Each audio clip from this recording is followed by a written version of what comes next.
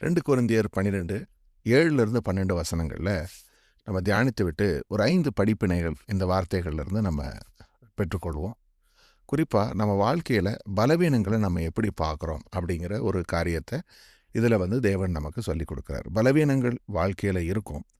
அந்த பலவீனங்கள் சரீரத்தில் வரக்கூடிய பிரச்சனைகளை குறிக்கலாம், அல்லது வேறு ஏதாவது ஒரு பலகீனம் நம்ம வாழ்க்கையில் இருந்தால் அது நம்மை சிறுமைப்படுத்துவதற்கு அல்ல, அது தேவனால் அனுமதிக்கப்பட்ட சில சமயங்களில் அதுபடித்த காரியங்கள் இருக்கும்.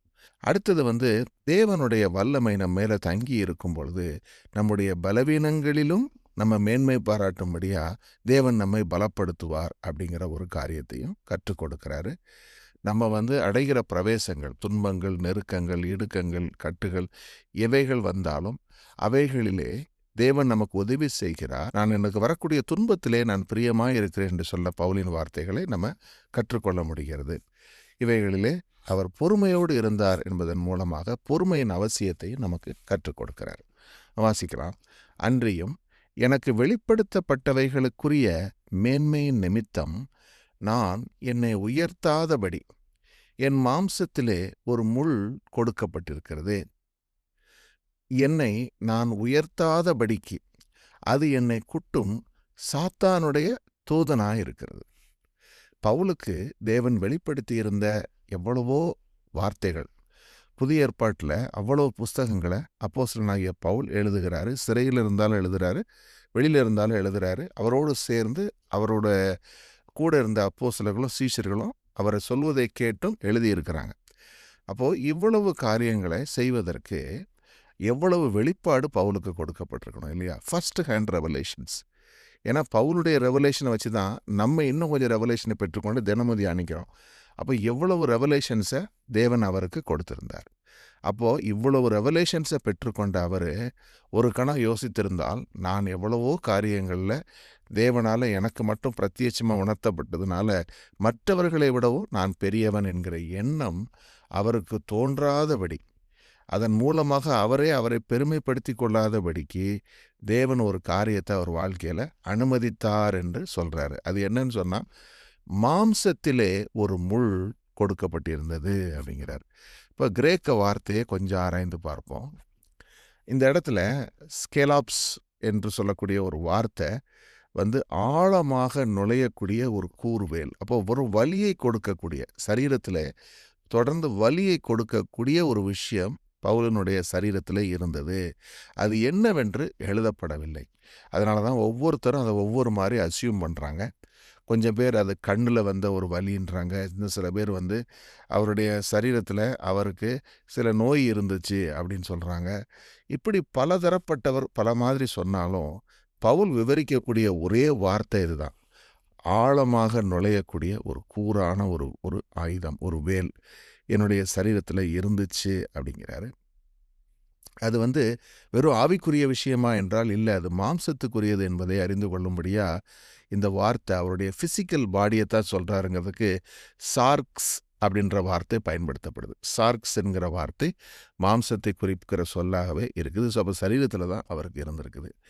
அது என்னை குட்டுகிற ஒரு சாத்தானுடைய தூதன்னு சொல்கிறார். அப்படி குட்டுதல் என்று சொல்லக்கூடிய வார்த்தைக்கு ஸ்கேலாபிசே என்று சொல்லக்கூடிய இந்த வார்த்தை, இந்த பதம், அதுவும் என்னன்னா தொடர்ந்து டார்மெண்ட் பண்ணக்கூடியதான ஒரு காரியமாக இருந்திருக்குது. அது யாருடைய அந்த டார்மெண்டேஷன் அப்படின்னா சாத்தானுடைய தூதன் அப்படிங்கிறார். அப்போது இந்த இடத்துல பவுல் வாழ்க்கையில் அனுமதிக்கப்பட்டிருந்த, தேவனால் அனுமதிக்கப்பட்டிருந்த ஒரு துன்பம், அது எதற்காக அனுமதிக்கப்பட்டதுங்கிறது தான் விஷயமே. சும்மா துன்பத்தை கொடுக்கல தேவன். அங்கே கொடுத்ததுக்கு ஒரு காரணம் என்ன?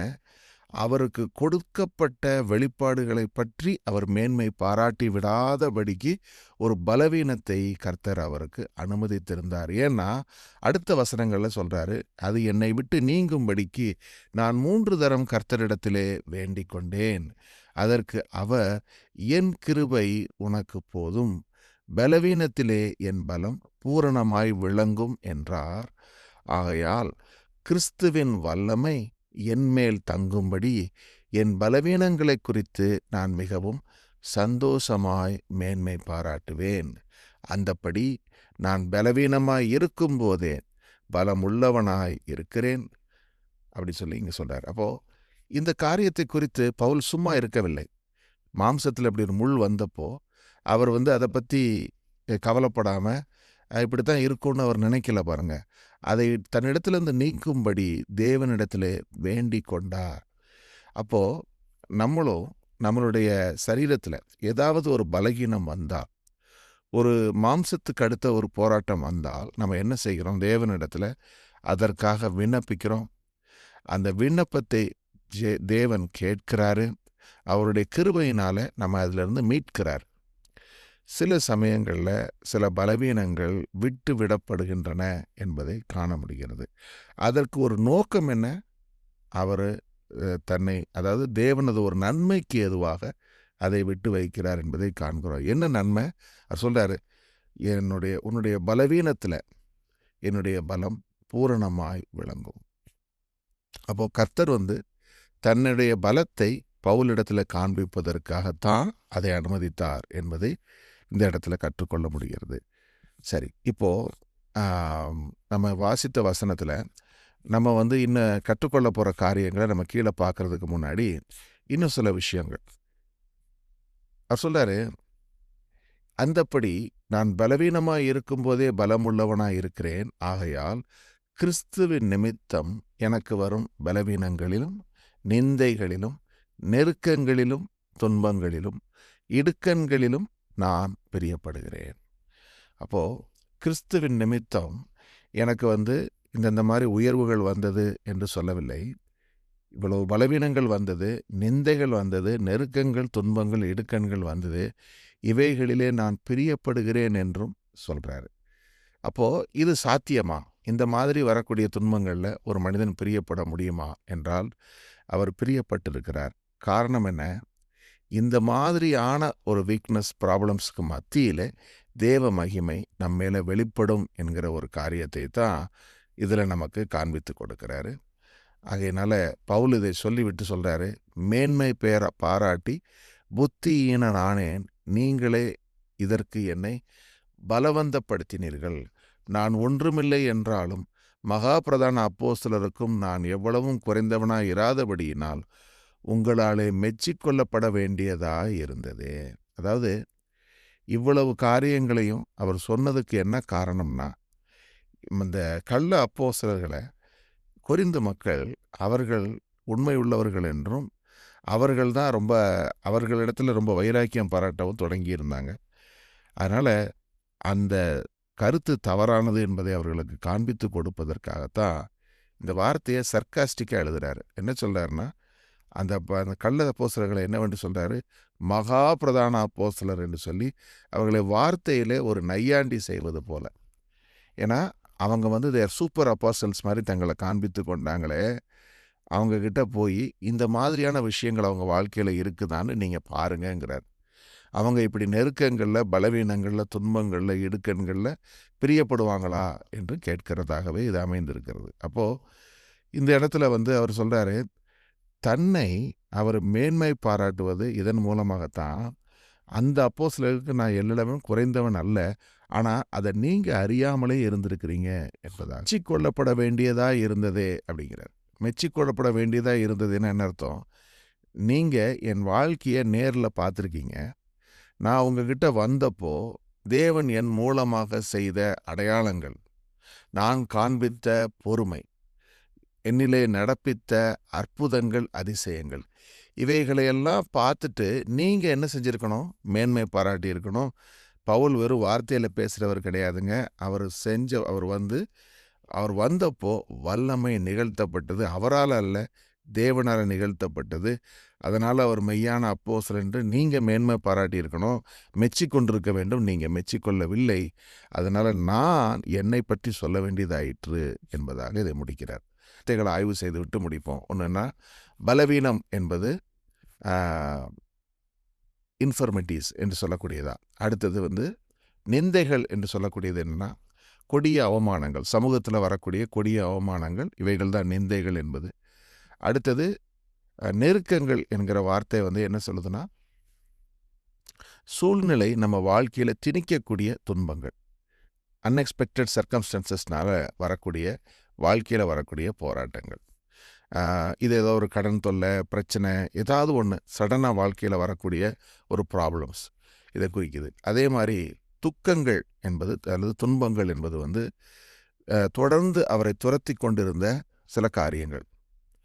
அடுத்தது இடுக்கண்கள் என்கிற வார்த்தையில் சொல்கிறது என்னென்னா நெருக்கலான பாதை.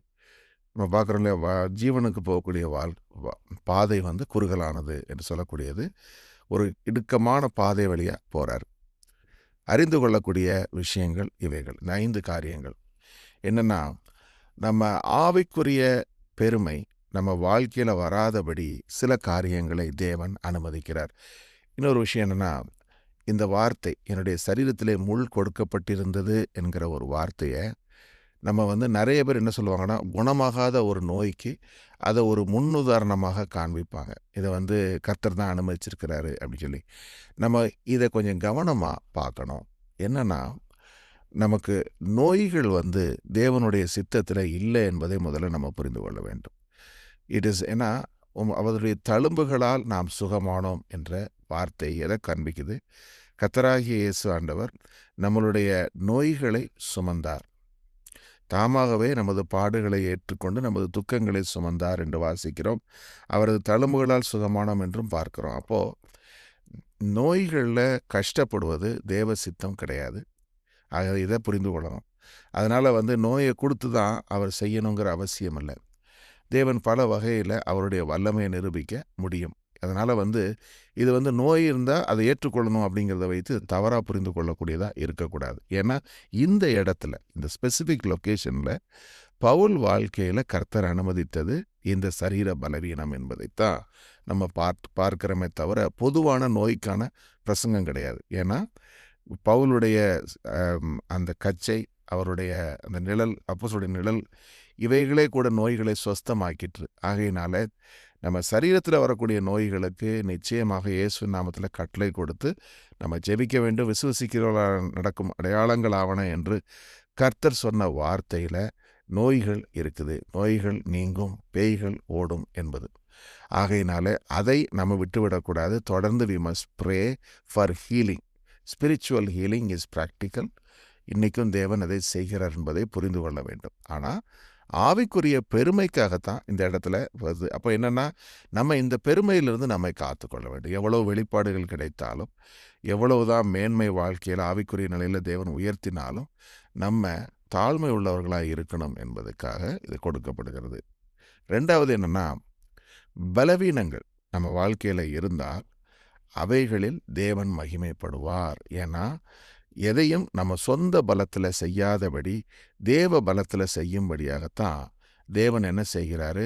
பலவீனத்திலே அவர் பலத்தை பூரணமாய் விளங்கும்படி செய்கிறார். கிதியோனுடைய கதையில் எத்தனையோ வீரர்களை போய் அவர் பெற்றுக்கொண்டு வர்றாங்க. ஆனால் கடைசியில் 300 பேர் தான் இருந்தாங்க என்று பார்க்கிறோம். அப்போது அது எதற்காக என்று சொன்னால், ஆண்டவர் சொன்னார், என்னுடைய பலத்தினால நான் செஞ்சேன், நீ சொல்லாதபடிக்கு என்று சொல்கிறார். ஆகையினால பலவீனங்கள் அனுமதிக்கக்கூடியதாக இருக்குது தேவனால். ஆகையினால அது ஒரு ஆசீர்வாத குறைவு கிடையாது. 2வது என்ன? 3வது காரியம் என்ன? தேவனுடைய மகிமை பவுலின் மீது தங்கி இருந்தது என்று பார்க்கிறோம். அப்போது நம்மளும் தேவனுடைய மகிமை தங்கக்கூடிய ஒரு கூடாரமாக இருக்கணும். ஏன்னா நம்ம ஒரு சேனலாக இருக்கலாம். சேனல்ங்கிறது நம்ம வழியாக தேவ மகிமை கடந்து போகலாம். அது நிறைய பேருடைய வாழ்க்கையில் நடக்கும். அதை தேவன் நடப்பிக்கிறதற்கு வல்லமை உள்ளவராக இருக்கிறார். எத்தனையோ பேரை தேவன் பயன்படுத்துவார். ஆனால் தேவன் தங்கி இருக்கிற ஒரு கூடாரமாகவே நம்ம இருக்கிறதுங்கிறது அதீதமான ஒரு காரியம். இதை நம்ம வாழ்க்கையில் கொண்டு வருவதற்கு பிரயாசப்படணும். ஏன்னா நம்முடைய சரீரமானது தேவன் தங்கி இருக்கக்கூடிய ஒரு ஆலயமாக இருக்குது. இதை நம்ம பரிசுத்தமாய் காத்து கொள்ளுகிற பொழுது தேவனுடைய மகிமை தங்கும் கூடாரமாக நம்ம இருப்போம் என்பது. இது 3வது காரியம். அடுத்தது பவுல் சொன்னார், நெருக்கங்களில், இடுக்கண்களில், கட்டுகளில் எல்லாவற்றிலும் நான் என்ன செய்கிறாரு? துன்பத்திலே பிரியப்பட்டவர் என்பதை காண்பிக்கிறது. இப்போ இது என்னென்னா, அதுக்காக துன்பப்படுவது தேவ சித்தம்னு எடுத்துக்கொள்வதல்ல. என்னென்னா, வாழ்க்கையில் பிரச்சனைகள், போராட்டங்கள் வருகிற பொழுது அவைகள் மூலமாக தேவன் நம்ம வாழ்க்கையில் பெரிய காரியங்கள் செய்கிறாரு. ஏன்னா அவைகளிலிருந்தெல்லாம் நம்மளை மீட்டு கொள்வார். பிரச்சனைகள் எவ்வளோ போராட்டங்கள் வந்தாலும் அதிலிருந்தெல்லாம் மீட்டு கொள்ளும்போது நம்ம என்ன உணர்கிறோம்? இதிலிருந்து நான் மீண்டு வந்தது என்னுடைய சுய செயல் அல்ல, தேவனால் இது என் வாழ்க்கையில் வந்தது என்று அறியும் பொழுது இன்னும் அதிகமாய் விசுவாசத்திலே நம்ம பலப்படுகிறோம். ஸோ இந்த காரியமும் நம்ம பார்க்குறோம் வேதத்தில். அநேகருடைய வாழ்க்கை உதாரணத்தில் நம்ம வாழ்க்கையிலையும் இப்படிப்பட்ட காரியங்கள் இருக்கும். அடுத்தது என்னென்னா, எல்லாவற்றையும் குறித்து சொல்லும் பொழுது நான் பொறுமையில் நான் முதலாவது இருந்தேன். எல்லாவித பொறுமையோடும் என்று சொல்லிட்டு தான் அதுக்கு பிறகு தான் அதிசயங்கள் அற்புதங்களை பற்றியே பேசுகிறார். அப்போது பொறுமைக்கு முதலிடம் கொடுக்குறார். யோபுவின் பொறுமையை குறித்து நீங்கள் கேள்விப்பட்டிருக்கிறீர்கள் என்று வாசிக்கிறோம். அப்போது யோபு தன்னுடைய உபத்திரவ காலத்தில் பொறுமையோடு இருந்தார். நம்மளும் இந்த பொறுமையை கைவிட்டு விடக்கூடாது. ஏன்னா நம்ம பொறுமையை இழந்து விட்டால் அந்த இடத்துல ஒரு தவறான முடிவு எடுத்து நம்ம வழி விலகி போவதற்கு வாய்ப்பு இருக்குது. ஆகையினால நம்ம எந்த ஒரு காரியத்தையும் ஜெபத்தோடு தேவனிடத்தில் கேட்டு கற்றுக்கொண்டா நம்ம பொறுமையை காத்துக்கொள்ள முடியும் என்பதுதான். ஆமென்.